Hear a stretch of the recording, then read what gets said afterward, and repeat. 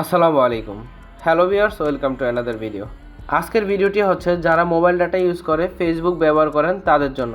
So viewers, সম্পূর্ণ ভিডিওটি না টেনে দেখবেন, তাহলে বুঝতে পারবেন কিভাবে আপনারা 50% বা 40% পর্যন্ত মোবাইল ডাটা সেভ করে আপনি ফেসবুক ইউজ করতে পারবেন কোনো রকম প্রবলেম ছাড়া।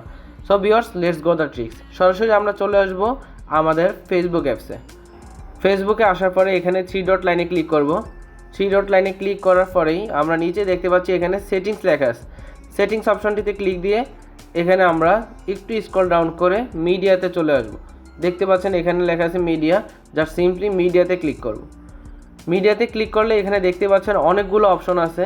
আমরা নর্মালি এখানে প্রথম যে লাইনটা আছে সেটাতে আছে অপটিমাইজড, আর দ্বিতীয় যে লাইনটা আছে সেটাতে আছে ডাটা সেভার। আমরা যেহেতু ডাটা সেভিং করতে যাচ্ছি, সেহেতু আমরা যারা মোবাইল ডাটা ইউজ করে ফেসবুক ইউজ করে থাকি, তাদের জন্য আজকের এই অসাধারণ টিপসটি আপনারা সরাসরি এখানে ডাটা সেভারে ক্লিক করে দিবেন।